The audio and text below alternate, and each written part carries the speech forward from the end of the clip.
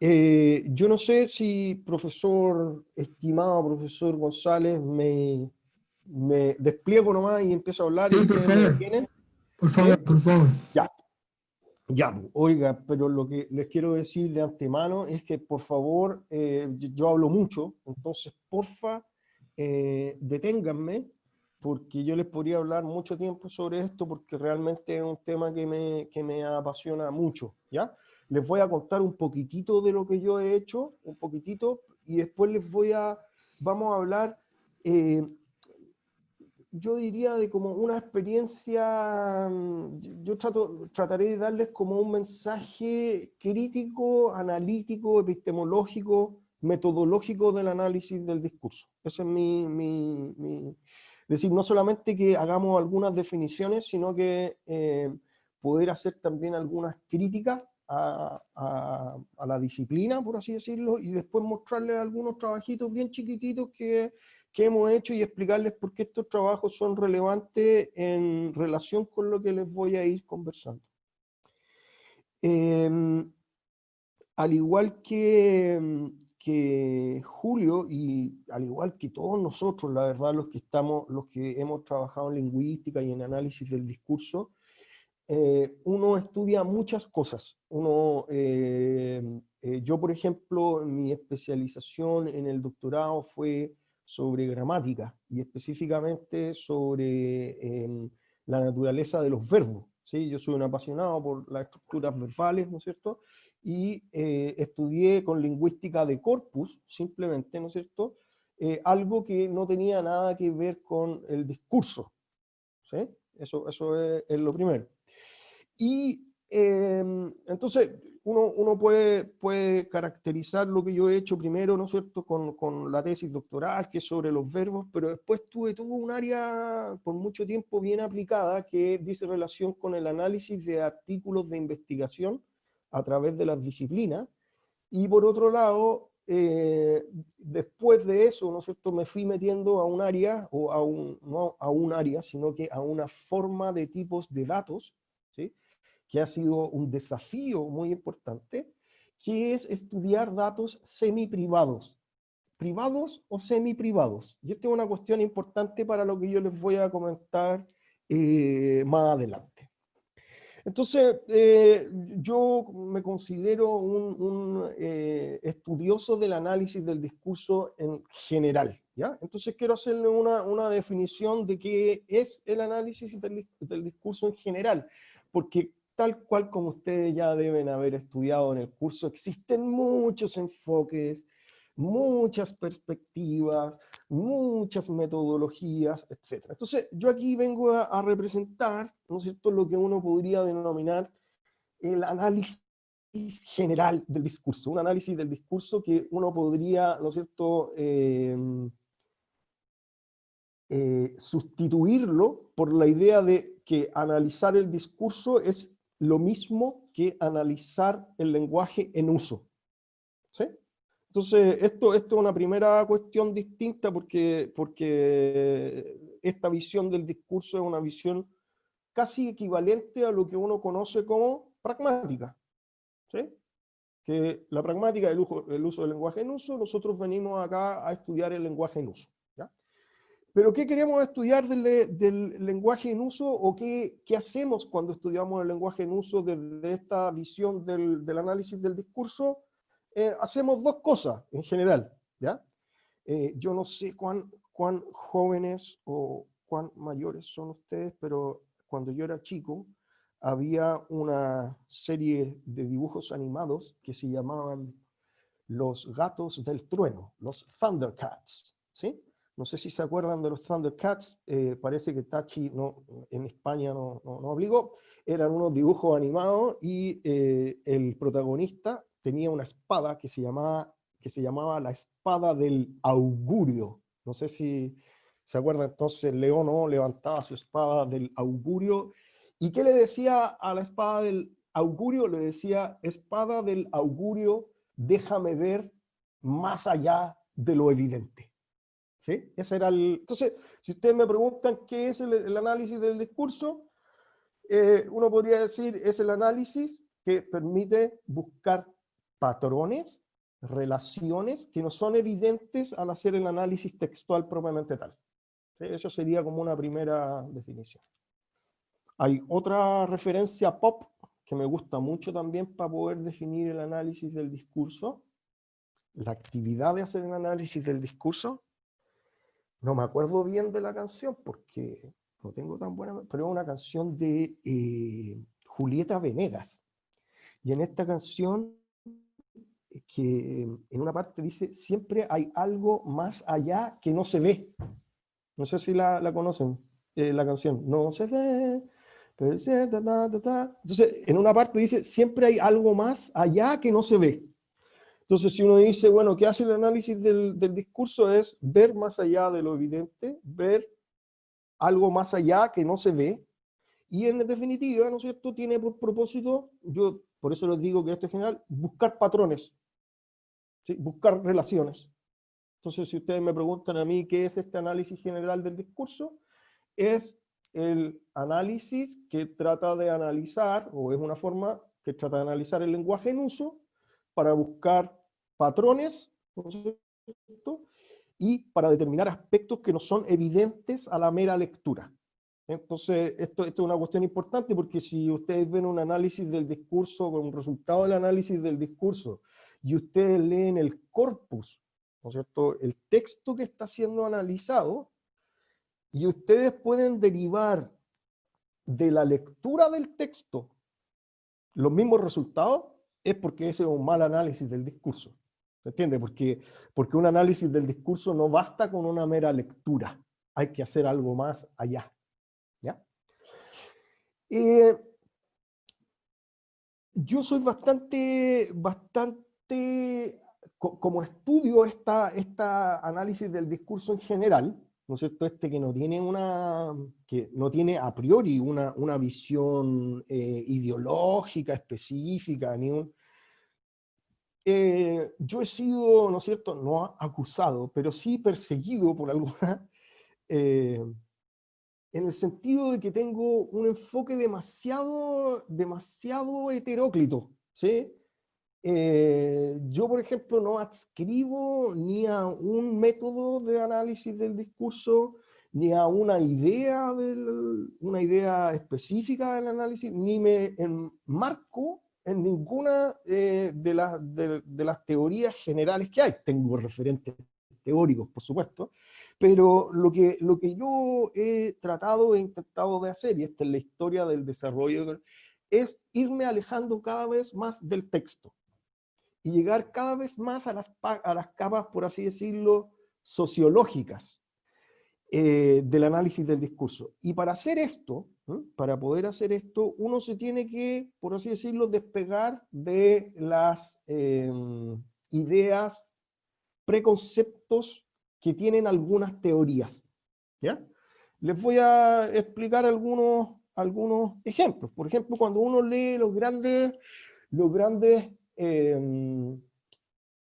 académicos, ¿no es cierto?, los referentes así como mundiales del análisis del discurso, y uno piensa, por ejemplo, no sé, en Van Dijk como un clásico, ¿no es cierto?, y uno analiza todos los triángulos de Van Dijk que tratan de relacionar, ¿no es cierto?, lo cognitivo con lo social, siempre lo social, ¿sí?, como que tiene un peso súper bajo en relación a lo lingüístico propiamente tal, ¿sí?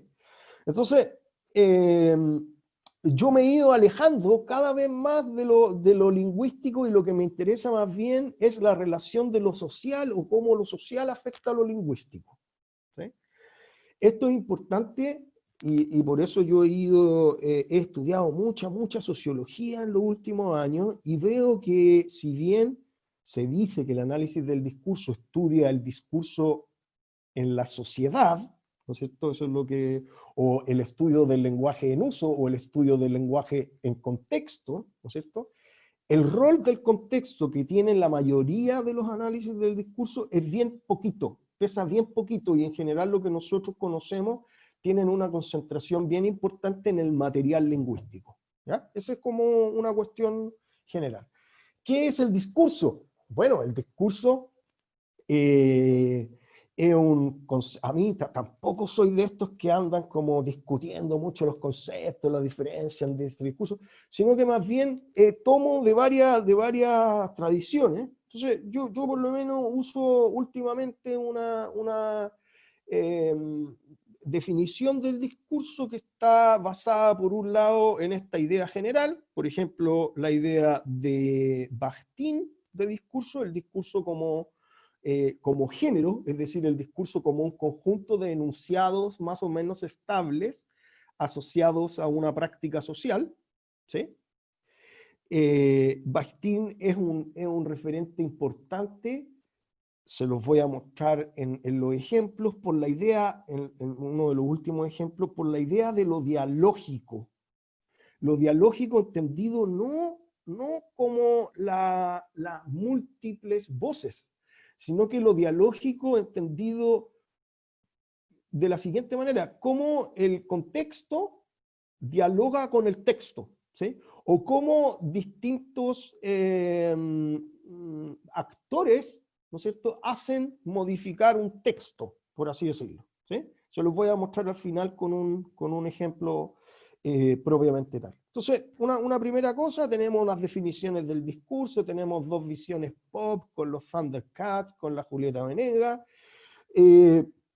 tenemos una breve crítica a lo social, desde mi punto de vista, ¿no es cierto?, la teoría social detrás del análisis del discurso tal como lo conocemos, ¿no es cierto?, es bastante feble en general.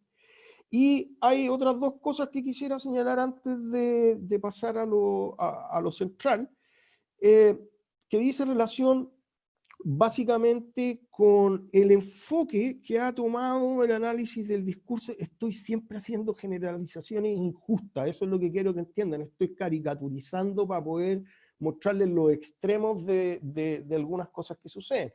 Pero si ustedes preguntan, por ejemplo, en el eje sincrónico-diacrónico, es decir, estudiar textos fijos versus estudiar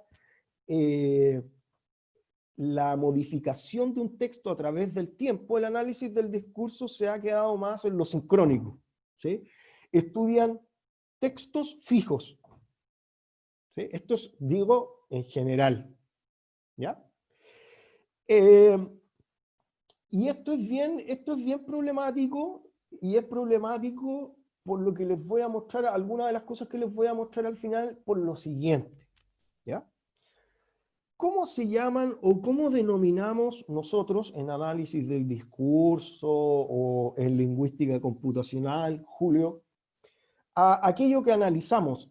¿Cómo lo llamamos al conjunto de textos que analizamos? El corpus. El corpus. Perfecto. Entonces, y gracias, Julio. ¿Y cómo definimos un corpus? ¿Qué es un corpus?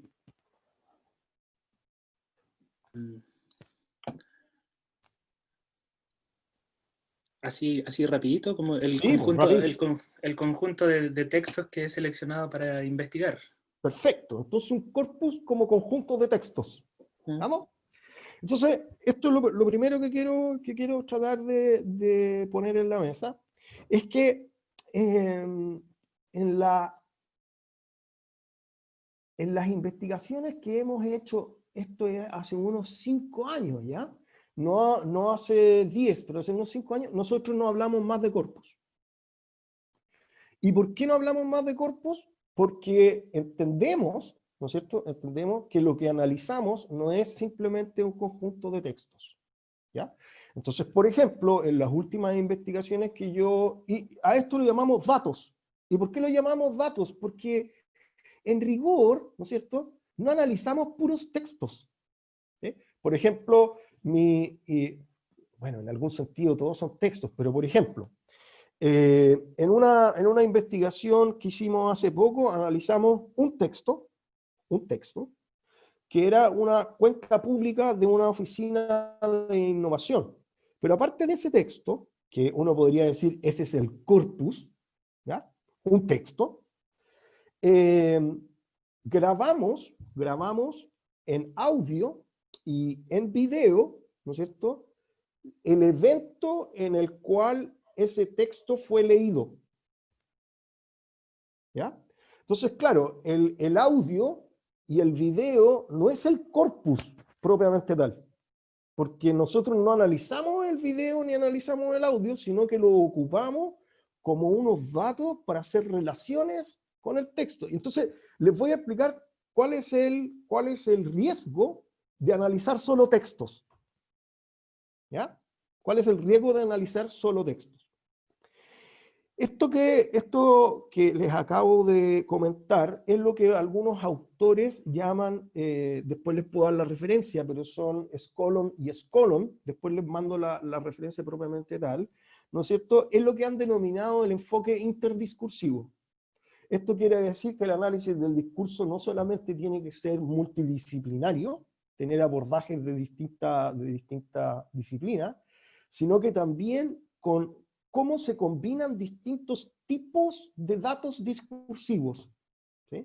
Y este enfoque interdiscursivo tiene la gracia, ¿no es cierto?, que hace las cosas así como yo creo que hay que hacerlas, con una heterogeneidad teórica, una heterogeneidad epistemológica, con una heterogeneidad analítica. ¿Sí? Entonces, estos autores, por ejemplo, no solamente estudian los textos que se ocupan en una oficina, sino que además analizan la disposición de la oficina, analizan quién interactúa con quién en esa oficina. Entonces, después cuando uno analiza el texto solo, ese texto se analiza en relación a estos otros elementos. Esto es lo que podemos denominar el enfoque interdiscursivo, ¿ya?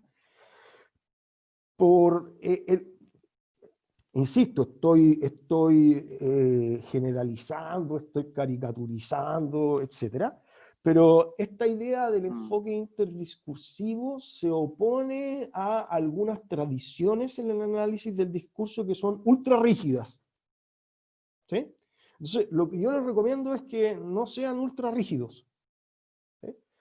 ¿Qué yo puedo denominar ser ultra rígido? Por ejemplo, si ustedes en vez de estudiar en la Católica de Valparaíso hubiesen estudiado en la Católica de Santiago, la Católica de Santiago tiene una tradición, Julio sabe, ¿no es cierto?, que casi todos los profesores que enseñan ahí enseñan lingüística sistémico-funcional, ¿no es cierto?, del enfoque de Halliday, Martin, etcétera, y ocupan ese marco teórico para analizar todo. ¿Sí? Bueno, Halliday tiene su libro que se llama Hacia una semiótica social, pero en realidad si ustedes ven el contenido social de la teoría lingüística sistémico-funcional, no existe. No hay, ellos dicen, claro, que está el contexto y el género y que eso representa el mundo social, pero cuando se hacen los análisis se hacen sobre categoría lingüística, los tipos de procesos que se realizan, los tipos. Entonces, no es para mí un estudio discursivo propiamente tal. ¿Ya? Estos enfoques, y no voy a apelar solamente a la lingüística sistémico-funcional, sino que también hay otros, se han transformado, ¿no es cierto?, en unas teorías, más bien, que tienen por propósito desarrollar la misma teoría. ¿Sí? Cuando uno habla del poder, ¿no es cierto? El poder, dice, el primer principio del poder es no soltarlo nunca. ¿Sí? Eso es lo que dicen los poderosos, que no hay que soltar nunca el poder. Bueno, como que los sistémicos funcionales, ¿no es cierto?, no sueltan nunca la idea, ¿no es cierto?, de que el lenguaje es un conjunto de opciones.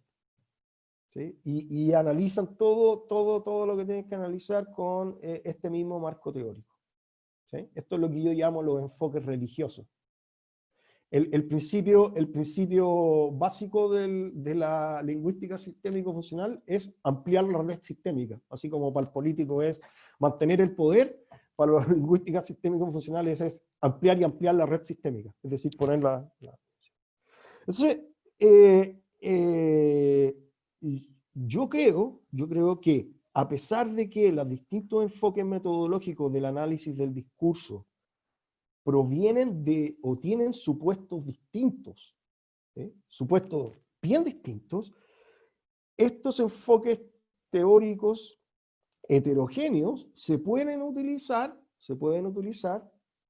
coherentemente para analizar un conjunto de datos lingüísticos. ¿Sí?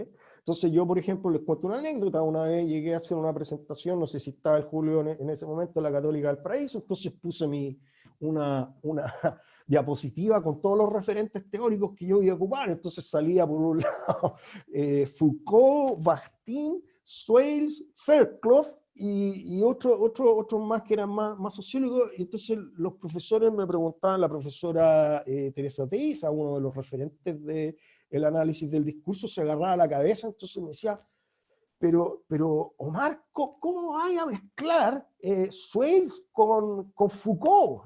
¿Qué tiene que ver Foucault con Highland? Que también lo tenía metido ahí. Entonces, lo que yo le argumentaba a la profesora era que es mejor si nosotros estuviéramos analizando, por ejemplo, una vaca, que esta vaca la analizáramos no de una manera, no con una teoría que en sí fuera coherente, sino que más bien analizáramos la vaca con distintas perspectivas. Y que eso, en definitiva, a pesar de que puede tener algunas contradicciones epistemológicas, usando distintos focos, por así decirlo, voy a tener una mejor visión de la vaca. Y muchas veces un mejor... En cambio de ello, o algunos son tan coherentes epistemológicamente que esa coherencia epistemológica les permite ver, no sé, las manchitas de la vaca, no sé si me entienden. Entonces, yo tengo un enfoque mucho más empírico. Yo pongo por delante el texto y después veo con qué lo voy a analizar. ¿Sí? Esto es bien distinto a lo que se usa comúnmente. ¿Ya? No sé si Profesor, quieren conversar. Sí. tengo una consulta respecto a lo que plantea. Bueno, ustedes están posicionados en formación de lingüística, ¿no es cierto? Ha hecho todo un recorrido. Uno viene de otra área, pero que también conversa con la lingüística en muchas cosas. Ya yo veo que hay procesos que son transversales. Entonces, me he dado cuenta que hay un tema que también es transversal que tiene que ver con el tema de la epistemología desde el punto de vista cualitativo. ¿Ya? Cuando estamos de la investigación cualitativa, uno también puede ir presentando algunos híbridos que te permitan entender la realidad contemporánea o moderna o posmoderna en un escenario de que hay tradiciones que han tratado de generar privilegios para ciertos procesos analíticos también. Entonces, cuando llega una propuesta que tiene que ver con una irrupción y desde el punto de vista metodológico, revolver el gallinero, podríamos decirlo así, hay cuestiones que son arbitrarias, ya que están impuestas y que a uno le han dicho tienes que hacerla así y tienes que reproducirla de tal forma con tus estudiantes. Entonces yo creo que también lo que usted propone tiene que ver con la vigilancia epistemológica que uno hace respecto a lo que quiere hacer y qué tan responsable es de eso desde el punto de vista político y ético, ya en las ciencias sociales. Porque de hecho cuando uno tiene una postura y que tiene que tener una base, porque yo también no voy a proponer una propuesta desde el punto de vista de Foucault y lo voy a contrastar con algunos elementos que tienen que ver con posturas de Hayek, de Friedman, que tienen que ver con otra lógica, ¿ya? Y dar por sentado que eso es lo válido, ¿ya? Yo creo que hay que hacer discutir a los autores, ¿ya? Entonces, creo que también el foco tiene que estar puesto en la triangulación de los datos respecto a que yo quiero buscar y explorar y tratar de darle sentido a mi pregunta de investigación, ¿ya? Porque a veces hay elementos que la pregunta están sustentados en temas más descriptivos, ¿no es cierto? Y como veíamos con el profesor Cristian, también hay elementos que van más allá de lo narrativo, de lo enunciativo. Entonces hay que tener el foco como esta coherencia y este recorrido que sea más bien lineal, pero que te permita conversar con distintos lentes, como usted lo plantea así, pero no salirse del camino central que es la pregunta de investigación. Ese es el ¿Ya? punto. ¿Sí? Ese es el Porque a punto. veces muchos estudiantes en pregrado cometen ese error, que tienen una pregunta de investigación y quieren hacer muchas cosas con la pregunta. Sí. Entonces, yo creo que lo lineal es lo importante, pero uno puede ir matizando con distintos lentes en el camino y triangular muy bien los datos. Porque si yo Sí. uso, por ejemplo, para el análisis de documentos, uso un análisis del discurso enfocado en el tema de las prácticas discursivas, como lo conversaba con el profesor Cristian para mi tesis, y después tengo entrevistas ya con estudiantes y con profesores, sigo esa misma línea, pero sigo quizás poniendo algunos elementos que quizás me hacen sentido de la propuesta de Chardot para hacer algunos análisis un poquito más profundos, más finos, ¿ya? Pero sabiendo que yo tengo a Mara Angenot como mi base para el análisis del curso social. Entonces yo creo que también hay que ir matizando y que tenga coherencia interna el proceso. Exactamente. Pero concuerdo con su postura. Exactamente, y les voy a mostrar más adelante una cosita chiquitita, les voy a hacer un regalo y les voy a mostrar una cosita chiquitita que puede servir para eso. ¿Ya? Más preguntas. Comentarios. Yo te quería hacer una pregunta, pero me parece mucho que la vas a contestar más rato. ¿Ya? Pero cuando empezaste a hablar sobre, claro, lo social, y la pregunta es cómo capturar lo social en ese sentido. Y adelantaste un poco hablando de la disposición de la oficina, en el caso que está investigando textos que se generan en un contexto laboral, por ejemplo. Pero claro, esa es la pregunta, porque yo me quedé con la cebolla ahí cortada de la sistémico-funcional ahí, entonces... Y a mí me convencía bastante desde el punto de vista de lo social, pero hay algo que es lo social que es más grande, y me parece que lo vas a contestar tú más rato, entonces, pero eso es lo que ahora me está golpeteando la Ya, cabeza. voy a hablar, sí, voy a hablar un poquito de lo social cuando les muestre, o no los voy a hablar de lo social, les voy a hablar de aquello social que no captura la teoría, los análisis del discurso tradicional. Ya. ¿Sí? No es que, sino que un aspecto específico. ¿Sí? Maca, Constanza, Tachi, preguntas, comentarios. Yo quería comentar algo que se relaciona con lo de Julio y quería aprovechar antes de que voy a apagar después la cámara, pero voy a seguir escuchando, pero me voy a empezar a arreglar para ir al medio. Ya. Estaba tratando de redactar la pregunta, pero no me quedó muy coherente, así que voy a intentar formularla nomás. Pero me quedé pensando lo mismo que Julio, es decir, cómo abordar el contexto o lo social desde la lingüística sin acudir a estas sistematizaciones, como por ejemplo lo del campo tenor y modo, que es como una bajada, ¿cierto?, de lo social a lo lingüístico, porque estamos en lingüística. Entonces, como que todo el rato me quedé pensando, ya, súper, es cierto que uno cae en el, estoy haciendo así, pero casi como en el papel. Pero entonces, ¿cómo abordamos lo social, realmente lo social, desde la lingüística, que es nuestra disciplina, si no es acudiendo a esas sistematizaciones? Buena. Eso. Ya, Constanza, algunos comentarios súper interesantes.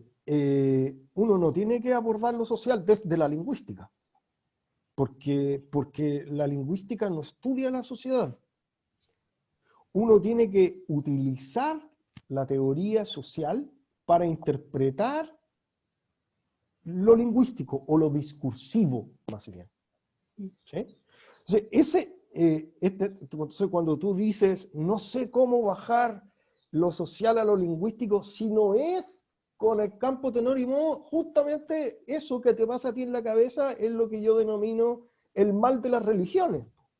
Porque a ti, sí, porque a ti todos hemos pasado por esto, porque todos O sea, venimos con tradiciones. lo del campo tenor y modo era un ejemplo, pero es como, Claro, sí, pero es como acudir a estas...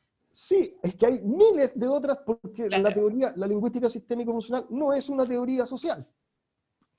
¿Sí? Entonces, de ahí estamos partiendo, de la idea de que esta no es una teoría social y que el abordaje que tiene de lo social es muy feble, digamos. Y yo les voy a tratar de demostrar por qué.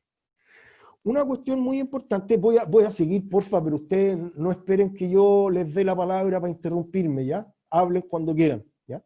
Una cuestión muy importante, que es a la que me voy a referir ahora, dice relación con algún aspecto que ha hecho referencia a Mauricio, ¿ya?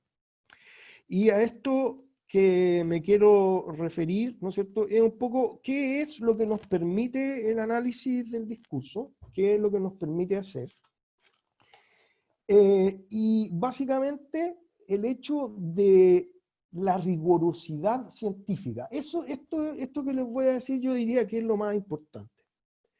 ¿Qué nos permite hacer el análisis del discurso? Bueno, el análisis del discurso nos permite analizar su objeto de estudio, el discurso, es decir, como un análisis que tiene por objeto analizar el discurso, y ahora, recién les dije que les iba a dar una definición del discurso, ahora les voy a dar una definición. Yo uso de manera muy general, ¿no es cierto?, la idea del orden del discurso de Foucault, que ha sido tomada por muchos otros autores, pero se los describo de otra manera, ¿sí? El discurso tiene una dimensión cognitiva, ideológica o valórica. Esa es la primera dimensión, ideológica o valórica, ¿sí? Esta es la dimensión cognitiva. Tiene una segunda dimensión que yo la llamo praxeológica, que es de la acción, ¿sí? Esta dimensión de la acción es la que conecta el discurso con lo social, más que nada, ¿sí? Y por último, tiene una dimensión textual. Lo textual, ¿no es cierto?, que sería la manifestación material de esas ideas y de esas acciones. Esa es la concepción. Esto está en los tres órdenes del discurso. Foucault lo llama, al primero lo llama discurso con D mayúscula, ¿no es cierto? Al nivel praxeológico lo llama género, y al nivel del texto lo llama el estilo, ¿ya? Y cuando hablo de texto, no estoy hablando de texto solamente verbal. Cualquier cuestión es texto, ¿sí? Cualquier cuestión es texto. Por ejemplo, si yo veo a un conjunto de militares que están haciendo una formación, ¿no es cierto?, unas líneas para poder formarse, eso es un texto. La forma en que están ordenados, es la expresión de una materialidad, de la forma en que se hacen las cosas y de la concepción que tienen los militares de algo, ¿sí? Entonces los textos pueden ser muchas cosas, Entonces, una de las cosas que tenemos, una de las críticas que tenemos que recibir los analistas del discurso, sobre todo de gente que viene de otras áreas de la ciencia, y esto lo voy a decir así con un chilenismo, es que el análisis del discurso, ¿no es cierto?, es un método un tanto, vamos a decir así, poco riguroso desde el punto de vista científico. Y esto es lo que uno tiene que combatir, ¿sí? ¿En qué sentido? Ustedes tienen que ser capaces de hacer investigaciones que lo más importante es responder una pregunta que yo escribí en un apunte que pasé. No sé, profesor, si los alumnos tuvieron acceso al apunte, ¿sí? Sí, en este apunte dice, una pregunta, con los datos que cuento, el análisis que realicé de esos datos y los resultados que obtuve, llegar a las conclusiones que sostengo en mi investigación. Esto es como el análisis de la calidad de una investigación. Porque muchas veces en el análisis del discurso se llega a conclusiones que no están reflejadas en el análisis. Se llega a aseveraciones que no están reflejadas en los datos, ¿ya? Entonces ¿sí? Tengo una consulta. Usted en su estudio que ha hecho, que hay varios, no he leído uno en específico, pero sé que usted tiene una línea de estudios que tiene que ver con el análisis también de la producción científica, ¿ya? Sí. Sí. Y bueno, yo estuve metido un tiempo viendo también el análisis bibliométrico respecto a algunos artículos que hablan de mi tema, por educación superior. Ya. Y quiero hacer algo ahí, la producción científica en educación superior en trayectorias académicas. ¿Ya? Es algo que estoy escribiendo así, pero llevo lo inicial, ¿ya? Pero lo que a mí me hace sentido y a veces me produce un interrogante, un cuestionamiento, es que muchas producciones que están indexadas en revistas, que son Q4, Q3, hablan de estudios de trayectorias académicas que usan análisis curtos, pero al final lo que yo veo son categorías emergentes que son muy cercanas al análisis de contenido. Entonces dicen hacer análisis de discurso con propuestas, pero al final, como yo no soy tan experto en este tema, pero veo que están haciendo casi lo que es un análisis de contenido, pero lo proponen como análisis de discurso con distintos autores o propuestas por ejemplo, Dick y este análisis crítico del discurso, principalmente en esa línea, ¿ya? Pero Perfecto. terminan haciendo como un análisis categorial. Entonces, al profesor Cristian igual se lo pregunté, como que siempre hay producción en educación superior que habla de eso, pero al final es como un análisis categorial, un análisis temático, así como lo veo muy superficialmente. Ya, No tan profundo. para poder responder, un poco el análisis del contenido puro no es análisis del discurso. ¿Por qué? Porque no estaríamos cumpliendo con lo que conversamos en el cuando comenzamos la clase. Si es que yo leo algo y puedo sacar una conclusión de su lectura, ¿no es cierto?, que es más o menos lo que hace el análisis de contenido, no habría estado, más bien estaría respondiendo a ¿qué dice este texto? Y analizar, responder a la pregunta ¿qué dice este texto? No es hacer análisis del discurso. ¿Sí? Eso por un lado. Pero, por otro lado, con una cosa que usted dijo, que está como mezclada, no tiene nada que ver el asunto de las categorías emergentes. Porque las categorías emergentes, usar codificación, que es un sistema, ¿no es cierto?, que está ultra documentado. Recuérdenme después, porfa, profesor, de mandarle los libros de los manuales de codificación de Saldaña, etc. Codificar es una técnica que también se ocupa para el análisis del discurso, no solamente para el análisis del contenido, y es cuando yo pongo una categoría interpretativa del texto, ahí estoy haciendo análisis del discurso. No simplemente de qué se trata. Si yo digo de qué se trata, estoy haciendo análisis del contenido. Ahora, el análisis del contenido, yo puedo utilizarlo como una de las fuentes de información para hacer análisis del discurso. Análisis del contenido solo no vale, pero puedo hacer algunas otras cosas con ese análisis de contenido que sí valdrían por análisis del discurso. ¿Ya? Entonces, ojo Mauricio, que esto de las categorías emergentes no tiene nada que ver, porque eso tiene que ver con el sistema de codificación. Entonces, ¿cómo uno puede alcanzar rigurosidad científica? Bueno, y para esto que pregunta Mauricio, les recomiendo el texto de Billig, Antaki, Billig et al., que se llama 6 atajos analíticos en el análisis del discurso. ¿Lo conocen? Que ya el profe lo conoce, yo se los voy a mandar también. Se dice, el análisis del discurso implica analizar. Y ahí ponen 6 formas de lo que podemos denominar análisis chantas del discurso.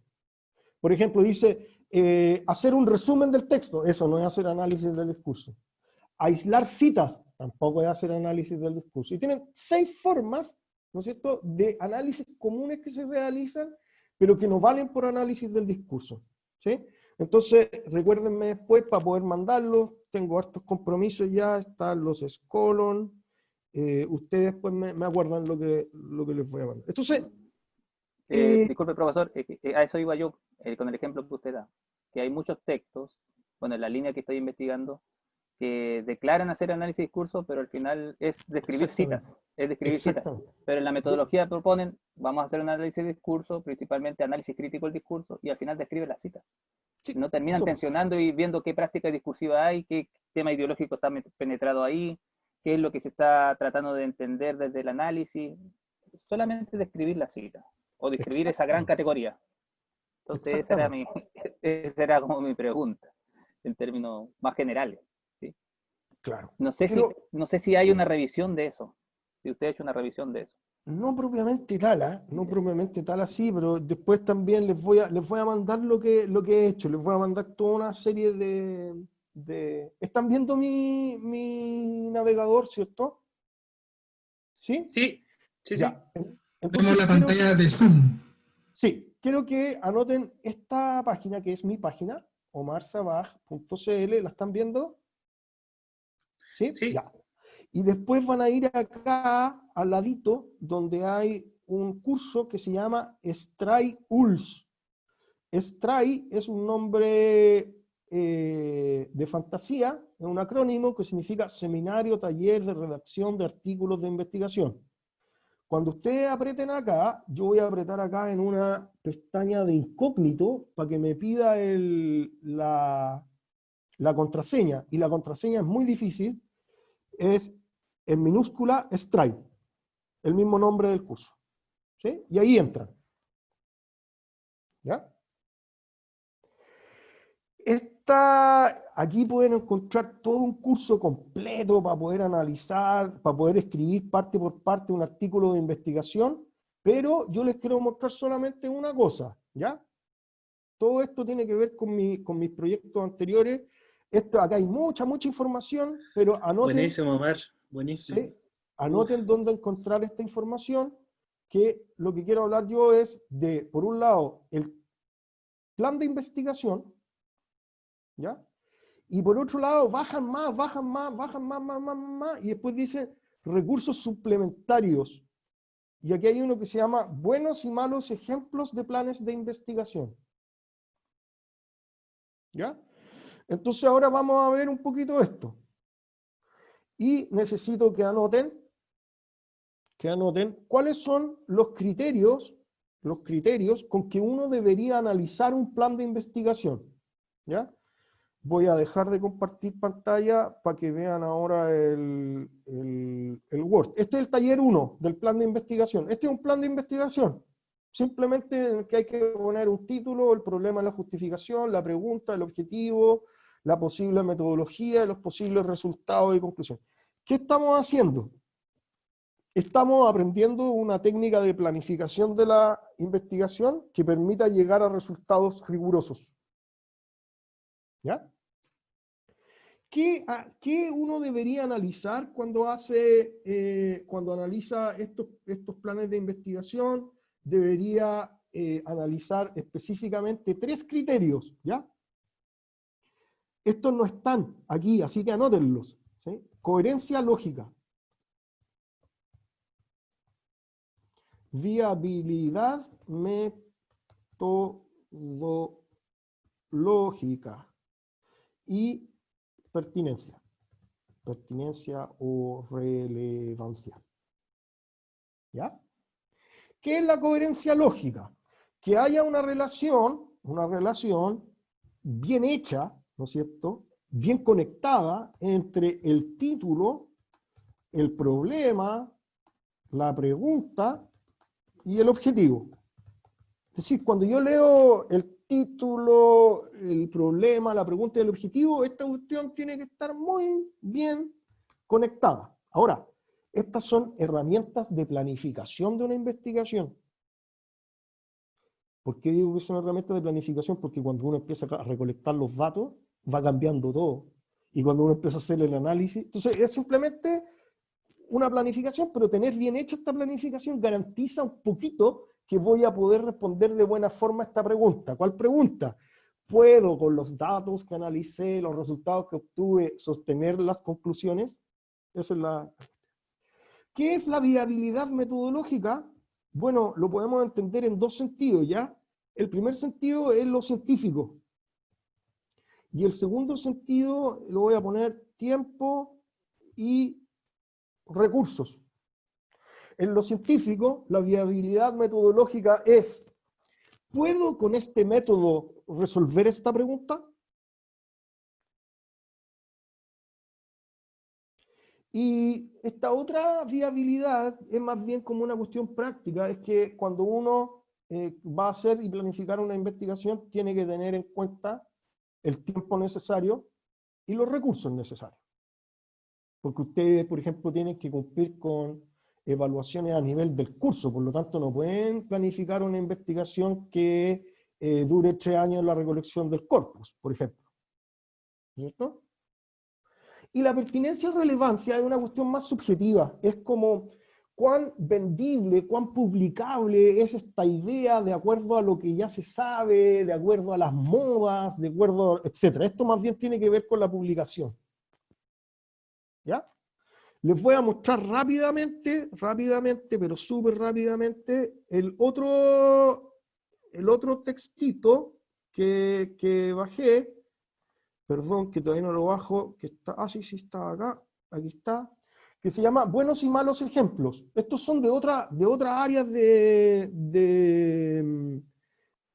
investigación, pero igual les pueden servir, ¿ya? Esta es una experiencia que realizábamos los días sábados con un profesor y analizábamos cosas de distintos, esto no es análisis del discurso, ¿sí? Voy a leer bien rápido, dice, la Physalis peruviana, ¿la conocen? Este fruto naranjo, se llama Physalis, que tiene como unos capullitos de papel, y uno lo abre y sale un berry naranja muy rico. Entonces, miren, yo leo este título, Determinación de la calidad proteica del fruto Physalis, ya sé de qué se trata el artículo. Esto está perfecto, el título. Después, fíjense la justificación, dicen, es importante determinar y cuantificar los aminoácidos esenciales. Hay un juicio, y después viene una justificación, ya que, como el organismo es incapaz de sintetizarlo, después uno lee la pregunta, y la pregunta es la otra cara de la moneda del objetivo. O sea, esto, en este documento, todo aquello que no tenga marcas son buenos planes de investigación. Yo no sé mucho de esto, pero se supone que con... Fíjense en este otro, también yo no permito a mis estudiantes ocupar palabras como influencia, el efecto de esto en esto otro, las causas de esto en esto otro, porque esas palabritas huelen a trabajos experimentales, ¿sí? Y nosotros casi nunca hacemos trabajos experimentales, pero bueno, aquí la palabra influencia no estaba siendo usada como en su sentido experimental de causa-efecto. Por lo tanto, de nuevo, ¿cuáles fueron los aportes? Este es un plan de investigación perfecto. No sé si conocen las coronas del Inca, que es como el árbol típico de la región de Coquimbo. De nuevo, ¿cuáles son los pigmentos que dan un color? Identificar él o los pigmentos, totalmente coherente, etc. Aquí ya empiezan a haber problemas. Esto está marcado, por ejemplo, este señor dice, es interesante saber.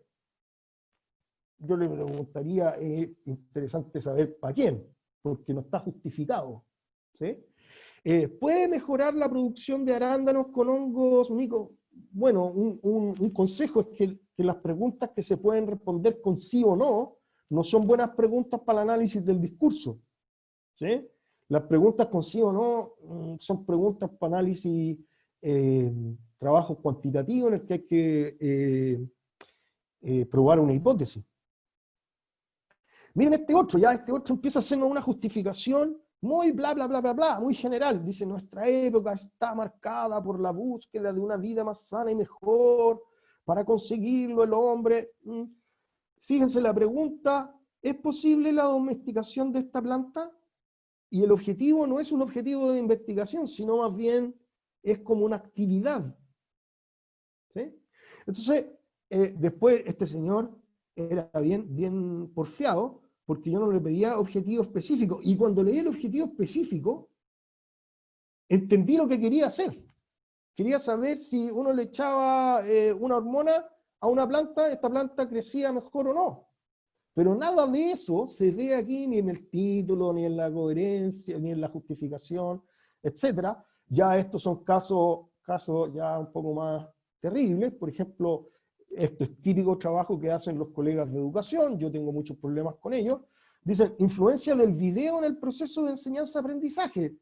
Esta es una pregunta que no se puede responder, ¿sí? A menos que yo haga un trabajo pseudo-experimental con años de recolección, con control de muchas variables, yo no puedo responder si es que alguien en la sala de clase ocupa el video para aprender mejor o no. Bueno, lo mismo con lo otro. Entonces, contar con un plan de investigación. Profesor, tiene ¿Sí? que ver un poco estos planes de investigación en la propuesta de un trabajo de tesis o un trabajo de artículo.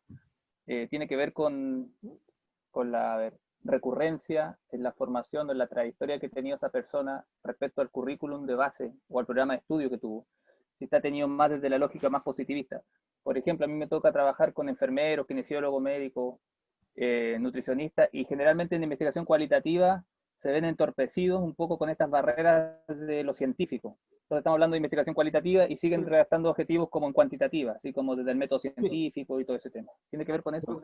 Sí, pero por ejemplo, si ustedes me preguntan qué tipo de enfoque utilizo yo ocupo básicamente cosas, enfoques cualitativos, pero también tengo algunas cosas mixtas, que en algunas etapas de la investigación ocupo algunas cuestiones cuantitativas, sobre todo para poder incluir los aspectos sociológicos, por ejemplo. Se los voy a mostrar después, ¿sí? Pero bueno, para poder hacer una buena investigación en análisis del discurso, uno tiene que cumplir con estos criterios y tener esto para poder planificar la investigación. Es que quería decir que uno queda preso de su historia cognitivamente. Para mí, No, no sé, claro, una posición muy personal. Quedo preso claro, de mi historia cognitivamente. Es decir, a nivel cognitivo claramente. tengo adherido todos estos sistemas, estos hábitos que he incorporado y lo estoy reproduciendo en la práctica cotidiana. Es como que yo mismo Me me ato, autocensuro, claro, me autocensuro. ¿Sí? así es. Ya, entonces, para poder avanzar un poquito, vamos a hablar ahora un poquito de los métodos, ¿ya? Pero en general de los métodos, no de un enfoque de análisis en particular, sino que en general, ¿ya? Y aquí quiero señalar el hecho de la recolección de los, y aquí quiero enfatizar en la idea de que uno tiene que recolectar datos para hacer análisis del discurso. No un corpus. Sí, porque el corpus, ¿no es cierto?, es una parte de los datos que son potenciales de analizar en el análisis del discurso. Nosotros estamos muy acostumbrados, por ejemplo, ¿no es cierto?, en recolectar corpus a partir del criterio del género. Entonces, por ejemplo, voy a recolectar noticias, ¿sí? Y recolecto la noticia y armo mi corpus y analizo la noticia. Ya, eso está bien, ¿sí? Y ahí uno puede llamar que eso es un corpus. Pero lo ideal es recolectar datos. Y en estos datos, las noticias, el corpus de noticias es un dato. Yo puedo tener otro dato, por ejemplo, el tiraje que es siempre bien difícil de obtener, ¿no es cierto? El tiraje de los diarios. Puedo tener la caracterización socioeconómica del diario y puedo también recolectar, no sé, pues, quiénes son los principales avisadores. Se dan cuenta que ahí lo que estoy recolectando no es simplemente un corpus, ¿sí? El corpus es uno más de los datos. ¿Ok? Y en específico, y aquí quiero alejarme un poco, no alejarme, sino que aquí ponerles un desafío que por ejemplo, yo conozco muy bien la línea de investigación del profesor Cristian González, la conozco muy bien, y casi todos sus trabajos, yo diría todos sus trabajos, analizan lo que se llama discurso público. Y cuando uno analiza discurso público, es un análisis bastante fácil de hacer en el sentido de la recolección de los datos, no fácil en el método, sino que en el sentido de la recolección de los datos, porque los datos son públicos. Y cuando los datos son públicos, no hay mucho que resguardar éticamente, ¿sí? Por ejemplo, si yo recolecto noticias, yo no le tengo que pedir permiso a nadie para recolectar noticias. Si yo recolecto columnas de opinión, no le tengo que pedir permiso a nadie para recolectar columnas de opinión, etc. Pero el tema se vuelve un poco más complicado cuando uno está analizando datos privados o datos semiprivados. Y esto en general es una carencia en el análisis del discurso latinoamericano. En el análisis del discurso latinoamericano son bien pocos los trabajos que hay de discursos privados y discursos semiprivados. Hay algunas cosas, por ejemplo, hay trabajos de personas que se meten adentro de la sala de clases, y ahí es privado, semiprivado, ¿no es cierto? Bueno, sobre todo para los datos privados o semiprivados hay que tener muchísimos resguardos éticos, ¿sí? Y estos resguardos éticos, ustedes, ¿no es cierto?, pueden investigar más, pero tiene que ver con o sea, el potencial peligro que puede tener para los investigados, ¿no es cierto?, divulgar la información, el potencial daño que se le puede hacer a los investigados. De eso se trata toda la ética de la investigación. Entonces, solamente dar cuenta del tema de los resguardos éticos para la recolección, porque como les voy a contar yo, hacer análisis de datos privados, semiprivados, es muy difícil en términos de la recolección, pero da cuenta de cosas que no aparecen en el análisis de los discursos públicos. ¿Sí? Profesor, el dato, por ejemplo, de las páginas web, las páginas web a mí me son, interesa, sí, es que a las mí me páginas interesa web. siempre, estoy metido en educación superior, pues y hay un proyecto que estamos con un grupo de compañeros realizando, que es el análisis de las páginas web y cómo las páginas web de las universidades en Chile presentan los programas de acompañamiento psicoeducativo para estudiantes de primera generación. Perfecto. Entonces, eso caería en semi-privado, en privado, en Eso es público. Es que todavía público, tengo... ¿Es público? público, Ya. No hay totalmente ningún público. problema si uno después hace un análisis del discurso y dice No la hay ningún universidad problema. tanto, la universidad tanto, no hay ningún Ningún inconveniente. problema. Es público. ¿Sí? Ya. Pero no se Omar, resguarda el nombre de la universidad, no se resguarda el nombre de la universidad pod- al declarar. podría resguardarlo. Ya. Podría, pero no es obligatorio. Ah, perfecto. En cambio, en los semiprivados y los privados hay que resguardarlo. Ya, perfecto. Esa era la duda, gracias. Tenía ¿Sí? esa duda, así como el dato, si era público, Ya. ¿no? La página. Omar, Entonces, una preguntita cortita. por favor. Sí, me estaba acordando del el último Fondesit en el que estuve con Ana María Harvey, que era del estudio de Defensas las de tesis. tesis, de las Defensas defensas orales de de tesis. tesis. Sí. Y porque claro, las defensas se dicen que son públicas, Pública. pero normalmente no llega tanta gente. De hecho, las defensas que a mí me tocó registrar en video no había público directamente. Y había mucha sensibilidad también de parte de los profesores, de lo que iba a grabarse ahí, de los estudiantes también Ya, un pues. poco. Buena. Entonces, ahí está como Ahí está está como en la como la mitad, ¿cierto? nebulosa. Para Mm, mí, esos datos son públicos. Porque por definición, las tesis de grado, ¿no es cierto?, las defensas de tesis son públicas. Puede venir cualquier persona. Así yo entiendo que son las defensas de tesis, por definición. claro, así debiera ser. Ahora, así debiera ser. Mm, Pero igual hay cuestiones como que los participantes... Entonces yo, por ejemplo, si yo tuviera que investigar defensas orales de tesis, igual les pediría consentimiento informado. mm. ¿Sí? Por un No, claro. resguardo, ¿no? ¿Sí? No, claro, todo eso estaba con consentimiento informado. Todo eso. Claro, en principio, Julio, no necesitaban pedirle Mm, consentimiento informado, porque es un acto público. claro. ¿Ya? Pero es Ya. importante. Entonces, acuérdense que no les estoy hablando de los métodos en general, les estoy hablando de 3 cositas de los métodos. Entonces, primero hablamos de la recolección de los datos, que es una cuestión. Después voy a hablar un poquito de los software de análisis. ¿Ya? Y acá también hay hay muchos software de análisis de datos cualitativos. No sé cuáles conocen, pero el más famoso es el Atlas T, yo lo ocupé, ¿no es cierto? Está otro que se llama En Vivo. ¿Sí? Después hay toda una serie de software que son gratuitos. Está el CAT-KIT, ¿no es cierto? Uno de categorización.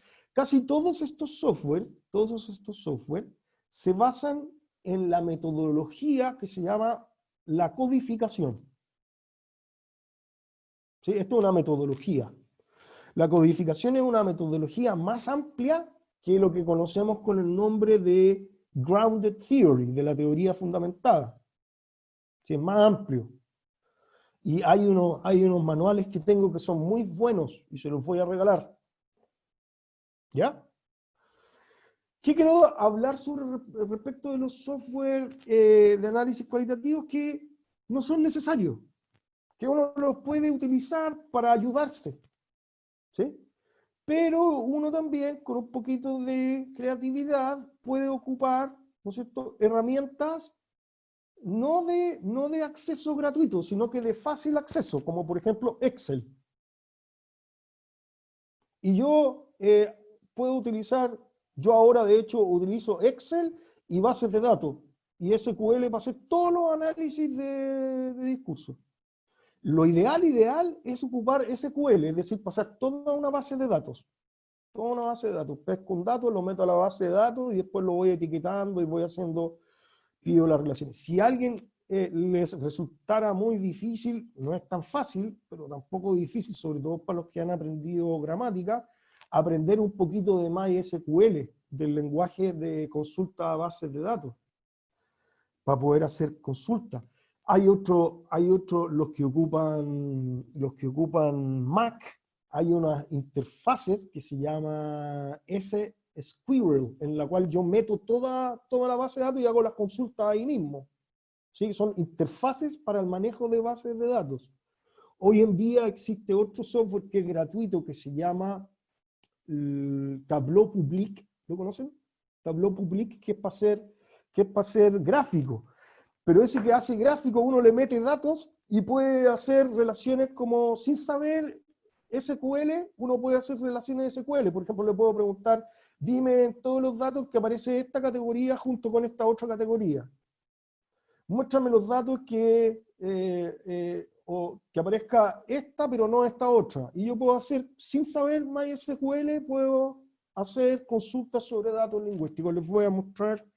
Entonces, ¿cuál es el problema? El problema es que a veces estos software prehechos que sirven mucho, no los estoy descartando, a veces tienen algunas restricciones y suponen una curva de aprendizaje muy larga, ¿sí? En cambio, yo les voy a mostrar ahora cosas que hemos hecho con Excel, ¿sí? Y generalmente ocupamos Excel para hacer casi todos los análisis que hacemos, aun cuando todo lo que yo hago es quali casi. Yo les voy a explicar, casi todo es quali, ¿ya? Y lo más importante, lo ha dicho Mauricio en varias ocasiones, dice relación con la triangulación. Y esta es una cuestión importante, es decir, la naturaleza de los datos que analizamos. Si yo voy a analizar, por ejemplo, con categorías gramaticales algo, y voy a ver, por ejemplo, cómo se ocupan los pronombres, ¿ya? Bueno, yo para identificar los pronombres no necesito triangular los datos, ¿sí? Ahora bien, si yo le voy a asignar una categoría interpretativa al uso de un pronombre, ese dato sí que lo tengo que triangular. O sea, si yo digo, por ejemplo, el uso del pronombre de la primera persona singular en este tipo de géneros tiene la función tanto, ese tiene la función tanto, que es la parte interpretativa, eso yo lo tengo que triangular. ¿Y cómo lo puedo triangular? Lo puedo triangular con varios tipos de datos, puedo hacer una triangulación con datos, y otra triangulación, que es la más importante, que es lo que se llama, ¿no es cierto?, algo así como la confiabilidad intercodificador. Es decir, que si yo le muestro distintos ojos, ¿no es cierto?, llegan a la misma función. Y esta es una cuestión también importante porque hay muy pocos análisis del discurso que se realizan que triangulan su análisis. Insisto, depende mucho de la categoría que estoy analizando. A veces hay cosas que no necesitan ser trianguladas porque son muy objetivables. Pero generalmente todas las categorías que nosotros usamos son categorías que interpretan un dato textual. Y esa interpretación tiene que ser triangulada. Y hay muchas formas de triangular. ¿Sí? Yo les voy a mostrar una en un ratito. Quiero apurarme un poco, así que la parte que, para poder mostrarles datos propiamente tal, yo a las 13 horas los tengo que dejar en punto. Existen entonces muchos tipos de análisis del discurso, y los análisis del discurso uno los podría descomponer a partir de algunos elementos en los cuales se focalizan, ¿ya? Un análisis del discurso podría incorporar actores, las prácticas discursivas, ¿no es cierto?, eventos comunicativos, prácticas socioculturales, ¿sí? Puede incluir ideas, puede incluir textos, ¿sí? Los textos es algo como que nunca puede faltar, porque el texto es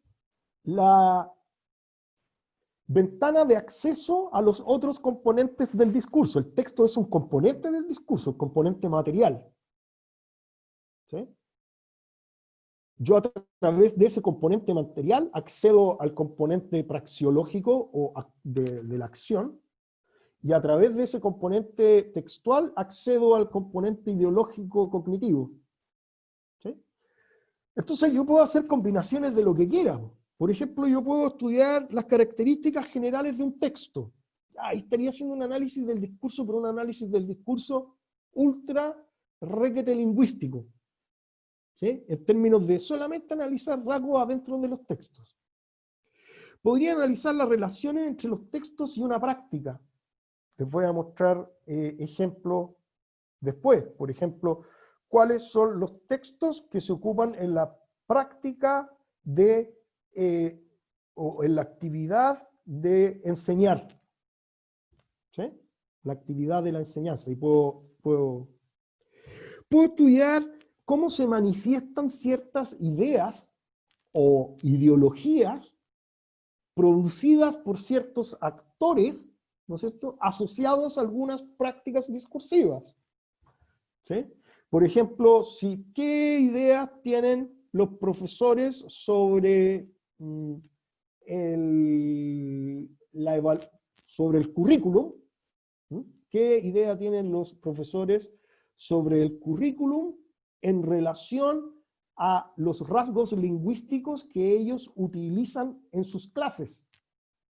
Entonces, ¿qué estamos haciendo aquí? Estamos estableciendo relaciones para encontrar patrones. ¿Sí? Acuérdense que yo he dado una definición súper poco ideológica del análisis del discurso. Y no es que yo sea poco ideológico, yo soy ultra ideológico en todos los sentidos que pueda tener la palabra. Puedo estudiar también cómo ciertas características de los textos están asociadas a las características sociales, cognitivas, ideológicas de los actores. Entonces, por ejemplo, para reseñar acá, el Mauricio hizo una referencia al profesor Noemi. Por ejemplo, el profesor Noemi investiga cómo estudiantes de distinta naturaleza social y con distintas competencias cognitivas o distintos niveles cognitivos medidos con un instrumento, ¿no es cierto?, guarda relación esas características cognitivas y sociales de los sujetos con los tipos de textos argumentativos que producen esos sujetos. Entonces dice, por ejemplo, mira, los sujetos que tienen tales características y estas otras características producen textos argumentativos más complejos. ¿Sí? Entonces, aquí les pongo, ¿no es cierto?, toda una serie de ejemplos, relaciones entre categorías que se pueden investigar para hacer el análisis del discurso. ¿Ya? Y una cuestión que a mí me ha parecido, lo quiero volver a señalar, ¿no es cierto?, es la falta, y esto yo no sé por qué ha pasado, yo creo que es por la influencia del estructuralismo en parte, pero es la falta de estudios de corte, Tachi me va a entender acá, ¿no es cierto?, de enfoque más diacrónico en el análisis del discurso. Piensen en una cuestión tan interesante como el análisis diacrónico de los discursos en términos generales. ¿Sí? No sé si vieron una película de Dustin Hoffman muy antigua que se llamaba Tootsie. ¿Sí? Tootsie, una de las escenas más clásicas de la película es cuando Dustin Hoffman sale a una calle en Nueva York y no le quería parar un taxi. Entonces, taxi, taxi, y después saca como su voz de hombre, taxi, y para el taxi. ¿Por qué traigo a colación esto? Porque imagínense en los años 80 el género llamar a un taxi. ¿Cómo era el género de llamar a un taxi? El género de llamar a un taxi era salir a la calle, levantar la mano y gritar taxi. Ese era el género taxi, llamar a un taxi. Después en los 90, no sé cuándo en realidad, no sé, existió lo que llamaba el radiotaxi. ¿Sí? Entonces uno tenía que tener un teléfono, un taxi amigo, entonces uno lo llamaba, un taxi amigo, o un taxi cualquiera, y lo podía llamar por teléfono. Entonces decía, mire, necesito un taxi, y voy, entonces cambiamos de gritar taxi a llamar por teléfono un taxi. Hoy en día, ni siquiera llamamos por teléfono, apretamos un botón. Esto es lo que yo llamaría, ¿no es cierto?, la evolución histórica del género llamar un taxi. ¿Se entiende, no es cierto? Este tipo de trabajo no son tan comunes en análisis del discurso, aunque sí, por ejemplo, existe de los géneros más comunes, la historia del periódico, ¿no es cierto? Uno podría ver, pero por ejemplo, yo no he visto trabajos de análisis del discurso que cuenten la historia de las clases en colegios como género discursivo.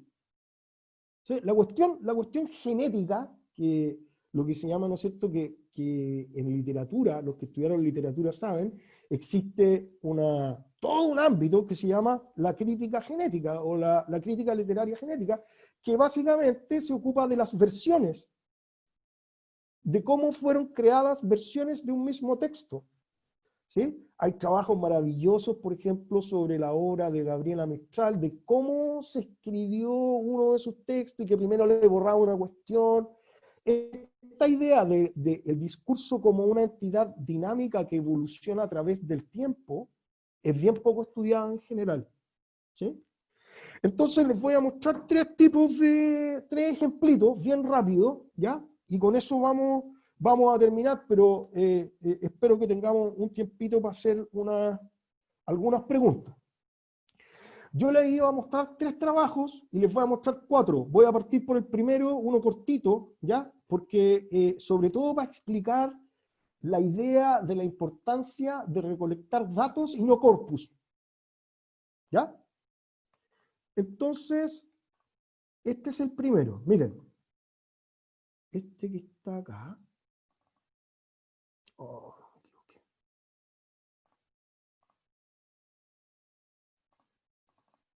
Bien. Les voy a mostrar. Oh.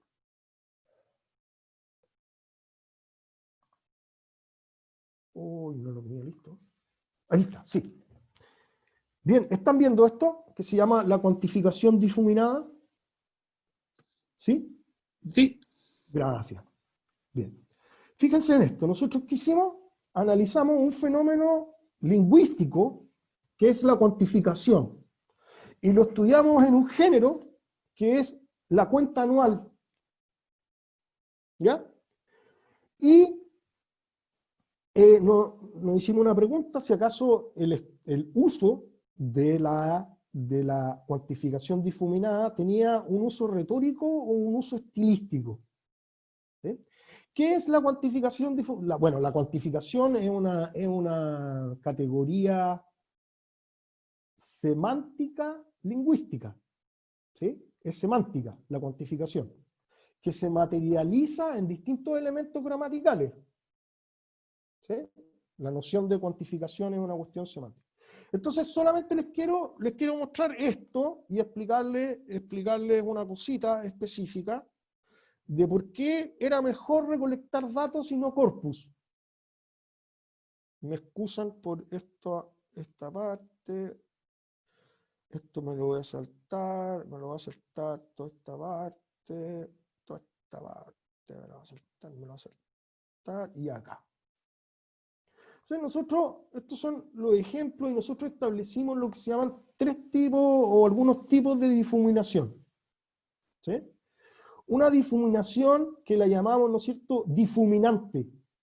Estos son el uso de adjetivo o determinante indeterminados, diversos, ciertas, pocas, alrededor de, etc. Aparte de los difuminantes, tenemos unos que los denominamos traspasantes. ¿Sí? Entonces estos traspasantes, por ejemplo, revisó más de 200 emprendimientos, más de 260. Teníamos otros que los llamamos aproximantes, es decir, que la cuantificación no llega al elemento, sino que se acerca. por ejemplo, cerca de 7 millones, de casi 60 solicitudes, etc. ¿Ya? Entonces, si uno se quedara solamente con este análisis, y uno empieza a interpretar de por qué estas personas ocupan este tipo de elementos, uno podría decir que el uso de estos elementos, el uso de elementos en este género, ¿no es cierto?, tiene una función retórica. Es decir, quiero aprovechar, ¿no es cierto?, la cuantificación y poder, ¿no es cierto?, yo poder modificar esa cuantificación para poder tener un efecto retórico sobre la audiencia. ¿Sí? Es decir, para poder convencer a la audiencia. Pero sucede que si nosotros no hubiéramos quedado solamente con este texto y hubiésemos llegado a esta conclusión, hubiésemos hecho las cosas de manera errónea. Hubiéramos llegado a una conclusión errónea. ¿Y por qué? ¿Y qué es lo que nos permitió saber que esta conclusión era errónea? Lo que nos permitió saber que esta conclusión era errónea fueron los otros datos que analizamos. ¿Qué datos analizamos? Acuérdense, les conté que recolectamos se me olvidó contarles que recolectamos también la presentación PowerPoint. Teníamos la presentación PowerPoint, el audio y el video. Entonces, cuando el señor iba leyendo y decía, y que durante el 2017 revisó más de 200 emprendimientos, yo decía, oh, este está queriendo exagerar, diciendo más, pero sucede que en el PowerPoint que le iban mostrando decía 240 y salía el número exacto. Entonces ya no lo podía interpretar como una cuestión retórica. No sé si me entienden. Porque cuando decía más de 260 registros, si yo analizaba todo esto, no daba cuenta que el que estaba ahí, en realidad estaba mirando una cuestión que decía 272. ¿Se entiende el punto del valor de haber incorporado otro tipo de datos? Porque si me hubiera quedado con esto... Entonces, lo que descubrimos en realidad es que en este género, ¿no es cierto? Si este género hubiese sido realizado sin otros géneros, es decir, si nosotros hubiéramos analizado esto nomás, pudiésemos haber llegado a la conclusión que el uso de la cuantificación difuminada en este es de carácter retórico, y por lo que quiere hacer parecer más de lo que... Pero en realidad es una estrategia estilística nomás. Porque es muy cansador para el lector saber el número exacto todo el rato. No lo estamos ocupando como una estrategia retórica en este... ¿Se entiende el punto? Entonces, lo que quiero señalar aquí es el valor de tener más tipos de datos y no solamente un texto. Perdón, Omar. una preguntita.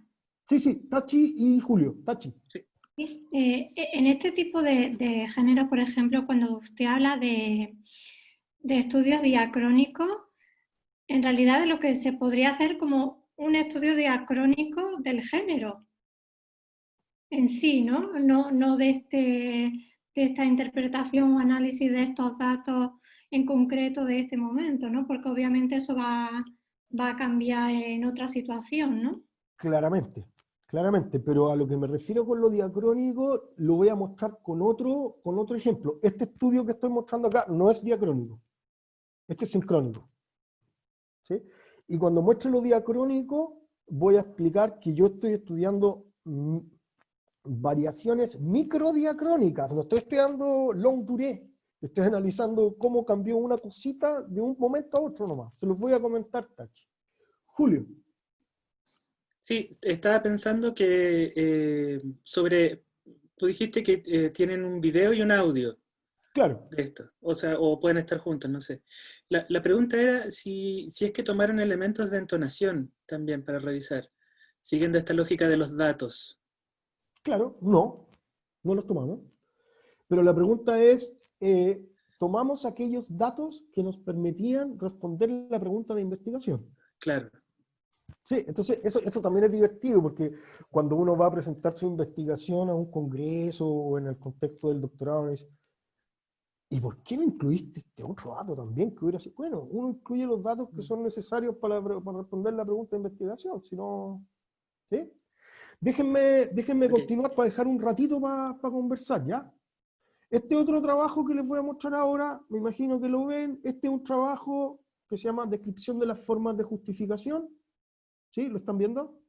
Este es un trabajo, fíjense, bueno, perdón, el análisis anterior es un discurso semi-privado, igual el discurso del señor era público, pero obtener el PowerPoint, grabar el video, etcétera, obtener los datos, era semi-privado, no era totalmente público. Este que les voy a mostrar es totalmente público, ¿sí? Sincrónico, ¿sí? Y acá lo que quisimos ver, ¿no es cierto?, cómo se manifestaban en artículos de investigación lo que podemos llamar la justificación de un texto. La justificación. Y aquí está la pregunta de investigación. ¿Se materializa la justificación en un extracto determinado de los artículos de investigación del mismo modo en todas las áreas de la ciencia? Dadas las diferencias entre las áreas de la ciencia, ¿existen formas transversales de justificación a todas ellas que anulan las diferencias entre las disciplinas? ¿Sí? Entonces nosotros definimos conceptualmente, ¿no es cierto?, a partir de muchos otros trabajos, construimos estas categorías, las operacionalizamos, ¿no es cierto? Dijimos que existían 7 formas de justificación, y después fuimos a analizar y aplicar estas formas de justificación a artículos de investigación, ¿sí? Entonces, ustedes pueden más o menos ver que este es un trabajo que, bueno, lo hice yo con una estudiante, y bueno, esa no se las voy a mostrar, pero aquí está la respuesta a la pregunta de investigación. Esto es una cuestión importante, cómo uno presenta los resultados de las investigaciones. Este es uno de los artes más importantes de un investigador. Desde mi punto de vista, los investigadores tienen 2 momentos creativos, y ninguno de esos 2 momentos creativos tiene que ver con la escritura del artículo. Escribir el artículo no es una cuestión creativa, tiene que ser una cuestión robótica, mecánica. ¿Qué es lo creativo? Lo creativo es hacerse una pregunta de investigación y establecer un método para poder resolverlo. Eso es súper creativo. Y lo otro creativo es cómo yo paso de los datos a los resultados. De manera que alguien que vea una cosa pueda responder la pregunta de investigación. Yo veo esto y puedo responder mi pregunta de investigación. Cuando los datos discursivos, ¿no es cierto?, los análisis discursivos presentan muchas cosas y uno tiene que mirar 20 cosas, y después de haber mirado las 20 cosas no puede resolver la pregunta de investigaciones porque le faltó creatividad en esta parte. ¿Sí? Entonces, esto no quiero extenderme más con esto, simplemente mostré una pregunta, ¿no es cierto?, datos públicos, operacionalización de las variables, aplicación o categoría, aplicación de las categorías a un texto, conteo cualitativo, descripción e interpretación. Esos serían los pasos que seguimos en este. Fíjense que acá también hay bien poco de lo social. Bueno, este profesor que llegó a hablar aquí de lo social y bla, bla, bla, bla, bla, ¿qué es lo social acá? Bueno, casi nada. Las disciplinas es lo social. ¿Sí? Bien poco. ¿Ya? Les voy a mostrar ahora otro trabajo. Este trabajo, según yo, pero esto siempre es bien interesante. Según yo, es uno de los mejores trabajos que hemos hecho, ¿no es cierto?, en análisis del discurso, porque justamente tratamos de incorporar aspectos sociales. Es interesante porque este trabajo no lo ha pescado nadie, ¿sí? Y otros trabajos que los consideramos muy, muy malos, tienen mucha popularidad. Estas son las cosas de la vida. Entonces, quiero mostrarles solamente unos resultaditos para que vean cómo los asociamos, o qué es qué es lo que tomamos como factores sociales. ¿Ya?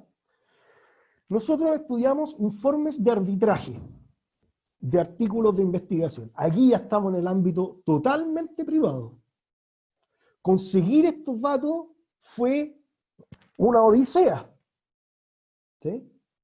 Conseguir ¿cómo se llama? Los consentimientos informados, porque estos son datos que... Entonces, un primer dato social extralingüístico es la naturaleza del resultado del juicio de pares.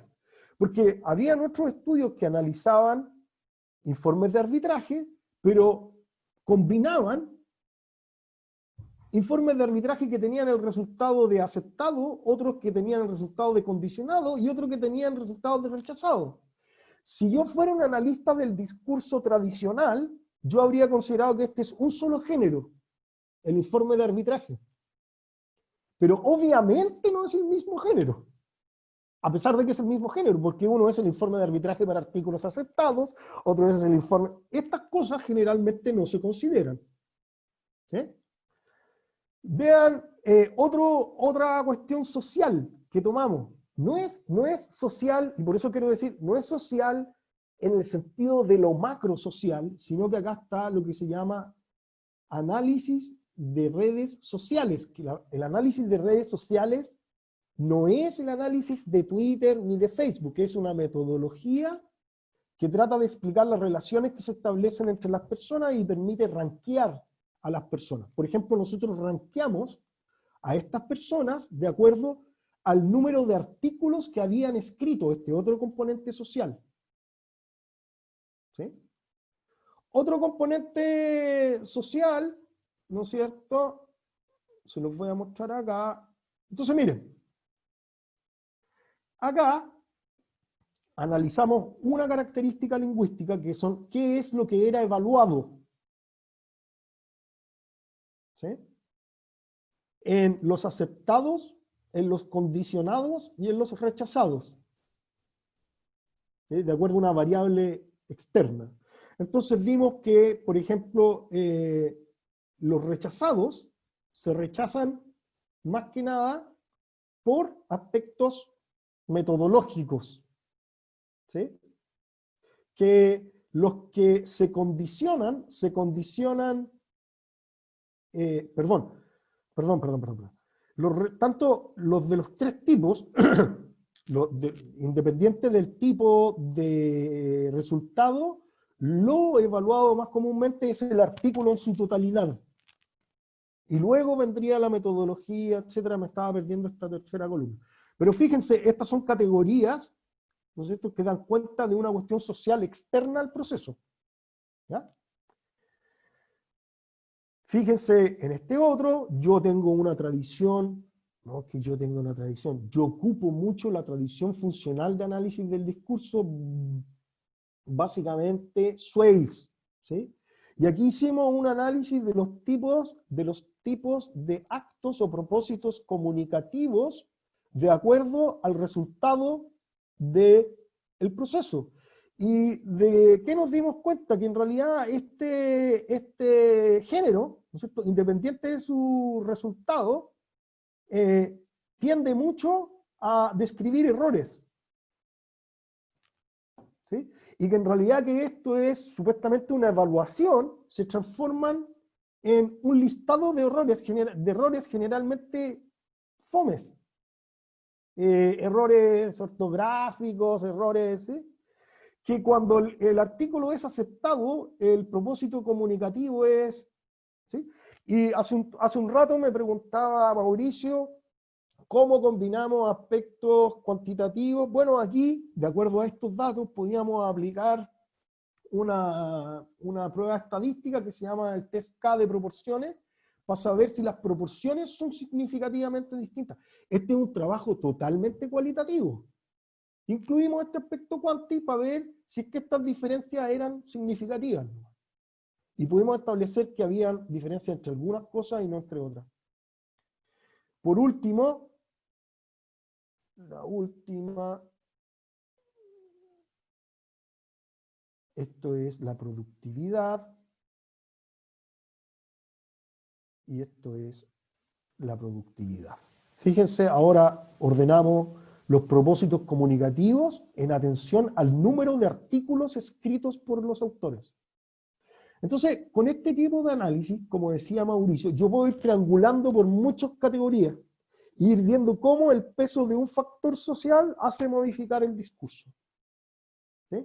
Este artículo se los recomiendo, pero les recomiendo más que el artículo, les recomiendo que no sé si uno lo puede ver acá, es este. Más que el artículo, les recomiendo, no sé si aparece acá, sí, acá aparece al final. Oh, esperen un poco. O en la página original de la revista. Ah, no, acá está. Acá está. Están unos anexos. Ahí están los datos fuentes. Y voy a abrir este para mostrárselos también. ¿Esto por qué lo voy a mostrar? Lo voy a mostrar porque es para poder rebatirle un poquito al Mauricio, porque este trabajo lo hicimos con codificación y con categoría preestablecida y categoría emergente, ¿ya? Esperemos un poquito, está medio lento,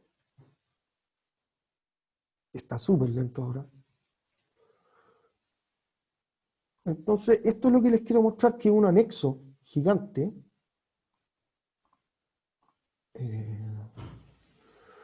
¿Están pudiendo ver? ¿Sí? ¿Ven acá algo? Ya. Sí, Entonces, sí. después ustedes lo bajan, ¿ya? Pero este es todo el análisis que hicimos, todo el análisis que hicimos de nuestro modelo de análisis. Ahí están todos los comentarios, tipos de comentarios que alguien puede hacer sobre un artículo de investigación. ¿Sí? Por ejemplo, la dimensión del contenido, qué es lo que uno puede evaluar de la dimensión funcional, cuáles son los actos que se realizan. Todos esos colores tienen una leyenda y otras categorías. Entonces, ¿por qué digo esto? Porque nosotros llegamos a este listado utilizando una metodología que se la pueden leer en el libro, en el artículo propiamente tal, de confiabilidad intercodificador muy, muy exigente. O sea, esto está muy, muy probado porque hicimos un proceso muy grande de, aquí está, la construcción del modelo final, y usamos básicamente 3 grandes etapas para validar este modelo. Hicimos un modelo inicial, lo aplicaron unas personas, después hicimos el modelo final, lo aplicaron otras personas. Entonces, cuando alguien nos dice, oye, tu categoría es como, no, estas categorías están ultra probadas y están vistas por distintos ojos y la cuestión funciona. ¿Sí? Y el acuerdo observado, ¿no es cierto?, al principio fue de 0,65, que no es muy alto, pero para un análisis discursivo es súper alto.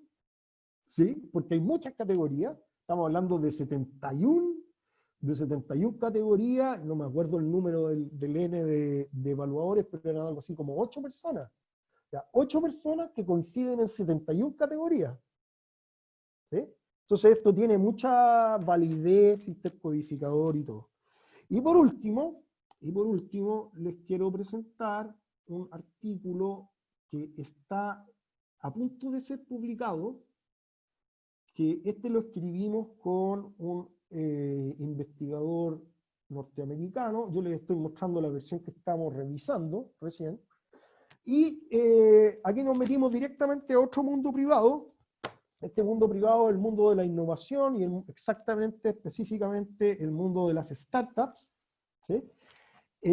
No sé si conocen un género que se llama el pitch. El pitch se ha hecho famoso por algunos programas de televisión como Shark Tank y Dragon's Den, en el cual un emprendedor tiene que en un minuto contar la idea de su empresa, y hay unos jueces que evalúan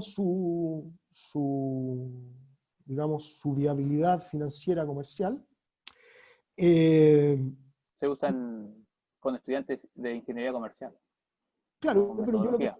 claro, lo que yo estoy estudiando específicamente es un mundo de la innovación específico, que es el de las aceleradoras, y específicamente la aceleradora más importante en Chile, que es Startup Chile. Y si bien el pitch está asociado a una cuestión oral, ¿sí? También existe el pitch escrito. En este mundo existe el pitch escrito. Entonces, cuando los postulantes cuando los emprendedores hacen su postulación, tienen que escribir un pitch de 50 palabras. Entonces, ¿qué hicimos en este trabajo? Investigamos el pitch, aquí viene lo diacrónico, entonces aquí tienen un trabajo diacrónico con datos privados y cuestiones sociales. Esto es totalmente privado. Entonces, ¿qué hicimos? Vimos el pitch al ingreso en la postulación y el pitch de salida. Y analizamos estrategias de edición. Eso es lo que hicimos. ¿Sí? Pero fíjense que para poder recolectar estos datos, primero les quiero mostrar las preguntas de investigación, cuáles son las estrategias de edición utilizadas por los emprendedores para editar sus pitch iniciales. ¿Existe algún patrón en esta edición? ¿No es cierto? Quiero mostrarles acá lo que se llama los datos. Fíjense los datos que analizamos. Una entrevista inicial, una entrevista final, unos documentos públicos, el playbook, el technical, y analizamos los pitches. Es decir, lo que nosotros, si ustedes dijeran cuál es el foco de nuestro análisis, Pero para poder analizar analizamos todos estos también. Y aquí está Bakhtin.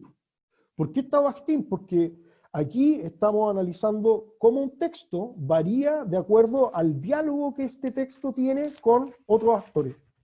¿Sí? Básicamente este diálogo es todo un proceso. Estos son 6 meses. Entre un pitch y el otro pitch son 6 meses de paso. ¿Sí? Fíjense entonces el tipo de datos. Fíjense también en la forma en que en este tipo de trabajo se presentan los resultados. ¿Sí? Súper sociológico. Primero explico cómo es la práctica. ¿Sí? Después de explicar en la práctica, se reproducen algunas interacciones de la entrevista. Después, una descripción general de los cambios. Simplemente cuánto cambiaron, cuáles no cambiaron, etc. Y después acá están las categorías. Son 10 categorías, pero que son 5 categorías dobles. Vimos una categoría que es agregar o quitar detalles técnicos. Enfatizar o atenuar. Hacer un zoom in, que se llama enfocar, zoom in, o desenfocar, ¿no es cierto? O ampliar y enfocar. Agregar o borrar propuestas de valor. Agentivizar o desagentivizar. ¿Sí? Después vimos las categorías en todo el texto, y acá hay ejemplos. En la versión 1 pasaba esto, en la versión 2 pasa esto otro. Aquí hay ejemplos de cada categoría. ¿Sí? Ejemplos de cada categoría, ¿no es cierto? Y aquí vimos, esto lo hicimos se los voy a mostrar, vimos cómo se combinan distintos patrones de edición. ¿Sí? Esta cuestión, lo que les quiero decir, uno no la puede derivar de la simple lectura de los pitch. Hay que hacer un análisis específico. Y Tachi, pregunta. No, quería preguntarle antes de que continuase si a la hora de establecer las categorías la hicieron a priori antes de analizar los datos o surgieron a posteriori como lo más relevante del Perfecto. análisis de los datos. Casi todos los trabajos que realizamos últimamente siguen los principios de la teoría general de la codificación. En la teoría general de la codificación, que va más allá de la grounded theory, uno parte con algunos predeterminados, los aplica, los afina y los vuelve a aplicar. Así que de las dos, hay algunos previas, hay otros que aparecieron y al final los complementamos. ¿Sí? Este artículo va a salir publicado dentro de muy poco, pero denme un segundo para poder buscar una cosita y mostrársela, ¿ya? Denme un segundo, y con eso estaríamos, yo creo que, terminando. Creo que estos son los datos.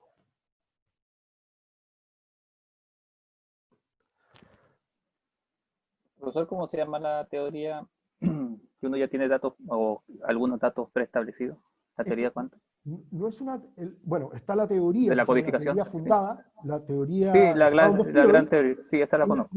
Y lo Pero otro, la otra... Lo otro no es una teoría, sino que es una metodología más bien que surgió a partir de ella, pero que es mucho más general, la codificación. Codificación, sí, y yo les puedo mandar algunos... Pero uno puede tener establecidas algunas categorías predefinidas. Exactamente. Ya. Sí, ya. Uno puede tener unas categorías predefinidas, es bien difícil no tenerlas, ¿ah? Porque uno tiene una cabeza que sabe cosas. Miren, todo este trabajo que ustedes acaban de ver, lo hicimos con esto. ¿Sí?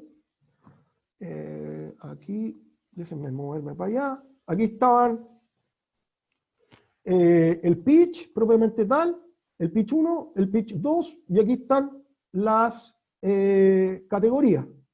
¿Sí? Y pusimos 0 y 1, etc. Después lo volvimos a hacer, ¿sí? Lo volvimos a hacer, y fíjense, primero teníamos las ventas, queríamos asociarlo a las ventas, después vimos que las ventas no servían y que en realidad no las íbamos a ocupar. Fíjense la cuestión que hicimos acá, esto es simplemente para mostrarles una cuestión bien fácil. Uno a veces se complica mucho para poder establecer patrones, etc. Si uno tiene unos y ceros, ¿sí? Nuestras categorías llegan hasta acá. Perdón, se los voy a mostrar.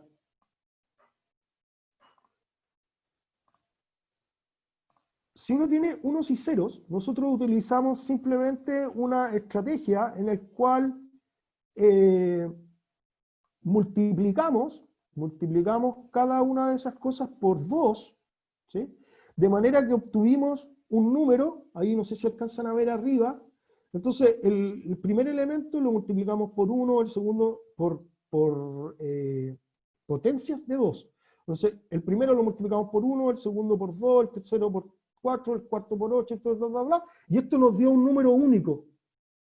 Y este número único representa el patrón. Por ejemplo, el patrón 10444 representa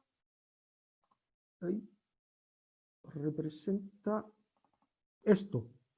El patrón 10444 representa Delete and Technical Description, Hedging Claims and Word Reduction. ¿Cómo lo hicimos? Simplemente con el Excel y multiplicando y sacando un número único para establecer cuál era el patrón. Para que vean que tampoco así hicimos una sofisticación de análisis de datos, ni nada, ni mucho. Bueno, yo me tengo que ir pronto, pero alcanzaremos a conversar un poquito. No sé qué les ha parecido, si es que les ha servido, si les ha gustado cualquier cosa. Omar, una preguntita antes del cierre. Sí. Estaba pensando si consideraron en este discurso de los emprendedores, si consideraron su formación. No. Hay unos trabajos que hace un coautor nuestro, un gringo, que sí lo considera. Y ve y trata de analizar cómo esa formación afecta a la construcción de estos géneros, mini géneros que se llaman pitch. Claro, porque en este tema de los emprendedores puedes encontrarte con un ingeniero comercial recién salido o con una persona que no tiene formación académica, pero sí tiene un emprendimiento que lo quiere potenciar de alguna forma. Entonces, sí. Como digo, en este no, pero hay otros trabajos de nuestro coautor que sí lo consideran. Profesor. Gracias, Omar. ¿Cómo incorpora o consideras tú el carácter interdisciplinario del análisis del discurso o de por ejemplo, este último trabajo? Bueno, lo considero esencial, ¿sí? Si ustedes, cuando este trabajo esté publicado, se los voy a compartir. Y más que esto es lo que quiero señalar, Cristian, que es interesante, no es necesariamente interdisciplinario, ¿ya? Sino que más bien interdiscursivo. Porque, por ejemplo, en este trabajo que yo presenté, el de la cuantificación, no es que haya presentado distintas disciplinas, sino que puse en relación el discurso verbal con el discurso visual, ¿sí? Por una parte. Lo interdisciplinario se ve en el texto que les mostré de los informes de arbitraje, donde están incluidos aspectos de la sociología del análisis de redes sociales. Por ejemplo, puntuaciones, ranking, ¿sí? La sociología tradicional, estoy hablando Weber, Durkheim, y cuando analiza a un sujeto social, lo pone dentro de una categoría. Eso se llama, ¿no es cierto?, la sociología descriptiva. No lo pone en relación con respecto a otros. Por ejemplo, cuando nosotros analizábamos artículos de investigación, ¿sí? Cuando nosotros analizábamos artículos de investigación, tomábamos artículos de investigación de biología, artículos de investigación de ciencias sociales, y poníamos un número equivalente de los tipos de acuerdo al área. Hoy en día no hacemos eso. Hoy en día primero vamos y vemos quiénes son los autores y qué posición ocupan los autores dentro de un mundo social. Entonces tratamos de caracterizar a ese autor de acuerdo a su posición en una red. Entonces, por ejemplo, vemos si es un autor consolidado, si es un autor altamente citado, si es un autor, etc. Y utilizamos ese aspecto, que es una cuestión social, para poder interpretar los resultados del análisis lingüístico. Entonces, esta cosa que hacíamos antes, ¿no es cierto?, de pescar el corpus y decir, ya, estas disciplinas, un número equivalente de corpus, yo no lo haría nunca más. De hecho, lo que hicimos, por ejemplo, ahora en Startup, es que nos metimos en Startup para entender el mundo de Startup. Y después de meternos a hacer etnografía, etcétera, recién recolectamos los datos lingüísticos. Entonces, es interesante porque a nosotros no hubiera gustado recoger más datos lingüísticos que por nuestra ignorancia en el proceso, en ese momento, no recolectamos. Por ejemplo, nosotros podemos saber qué cambiaron de los pitch. Pero nosotros no podemos saber, como sí lo hace uno de nuestros coautores, por qué cambiaron o por qué no cambiaron. Porque este coautor además fue entrevistando a los mentores, cada uno de los mentores. Entonces le pregunta, ¿usted no cambió esto? Bueno, yo no lo cambié porque uno de los mentores me dijo que no lo cambiaran. De hecho es que, oiga, el mentor me dijo que no lo cambiaran y yo lo cambié igual. ¿Se entiende, no? Entonces el tipo de conclusiones que puede hacer son distintos. Yo con esta investigación que les muestro les puedo decir qué cambió, pero no les puedo decir por qué cambió o por qué no cambió. Este otro autor que yo les digo sí lo hace. Les dice, mira, no lo cambió porque no cree en lo que le dijo este mentor. O lo cambió porque le tiene mucha confianza a este, o lo cambia porque simplemente se lo dice. Entonces ahí uno puede ver... Pero eso quiere decir, Omar, que está estudiando otra cosa. No está estudiando lo mismo que tú. No está estudiando lo mismo que yo. No, exactamente, pero está complementando esto, estudió esto primero y después trató de investigar las razones por cuales cambiaban. Es otro trabajo. Entonces vio él, por ejemplo, perfiles de alineación y resistencia. ¿Quién se resiste y quién se alinea con la recomendación? Esto es interesante porque así que uno puede decir por qué lo cambió realmente. Entonces uno no puede decir que ahí puede decir los perfiles de los porfiados. Hay unos que les dan retroalimentación, y no cambian nada. ¿Y por qué no cambian nada? Bueno, porque habría que entrevistarlo a ellos, pero es porque están muy seguros, porque su desarrollo de emprendimiento ya tiene un desarrollo mayor, entonces ya saben que la cuestión funciona. Eso era más importante, Julio, que la formación. Nosotros analizamos el grado, lo que se llama el grado de maduración de la tecnología. Si era realmente startup, si ya había desarrollado un producto, etc. Entonces estamos metidos en los mundos sociales del aspecto. Yo tengo una consulta. Sí. Son dos cosas. Una tiene que ver con que nosotros estamos, bueno, con un equipo que tenemos aquí pequeñito de colegas. Estamos investigando sobre la producción de artículos científicos en revistas, sobre la docencia o el trabajo docente y donde se apela a la diversidad, es decir, los profesores que innovan para estudiantes desde el mundo de la inclusión, desde el mundo de la discapacidad, desde el mundo de la educación de estudiantes de primera generación, inclusión, ¿ya? Son docentes universitarios, entonces hemos encontrado, no sé, pues encontramos primero 160 artículos y llegamos y empezamos a ver con los criterios de inclusión, y los inclusión nos quedamos con 42 artículos. Entonces hicimos ese tema de la afiliación, es decir, quiénes son los que publican más sobre este tema. Entonces llegamos a concluir, hoy ya no lo enviamos a la revista, pero llegamos a concluir que los que más publican son profesores de psicología y de educación, ¿sí? Y en tercer lugar vienen profesores de ingeniería, ¿ya? Que hablan de estos temas. Entonces logramos hacer eso y nos estamos metiendo en la práctica discursiva, es decir, qué producen esos artículos, qué están produciendo en el mundo académico. Entonces estamos en ese hilo temático todavía, tratando de definir eso, ¿ya? Porque no hemos hecho un análisis de discurso, sino que más bien surgieron estas categorías, habían como 32 categorías y nos quedamos con 4, ¿ya? Entonces, también en la pregunta, si tenía usted, profesor, 72 categorías, ¿cómo llega a quedarse con 4, con 5, con 6 para ponerlas en el artículo? ¿Hay un procedimiento estadístico a la base, una prueba estadística que aplica? Generalmente la ciencia tiende a mostrar diferencias y patrones. Entonces nosotros focalizamos eso, por ejemplo, cuando descubrimos que la cantidad de plata invertida en estas empresas no tenía no afectaba en nada el discurso, lo sacamos. ¿Sí? No permitía establecer ningún patrón. El discurso era inmune a las diferencias entonces, sacamos eso. ¿Sí? Lo decimos.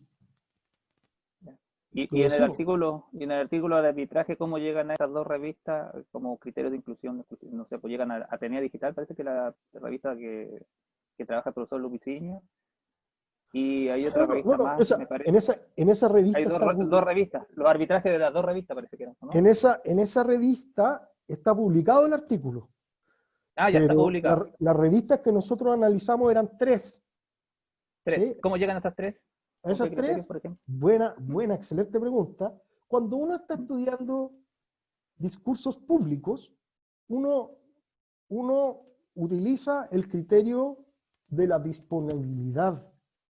Por lo tanto, son siempre muestras intencionadas. Esta no es una muestra aleatoria ni una muestra que se pueda generalizar. Es lo que nos dieron acceso.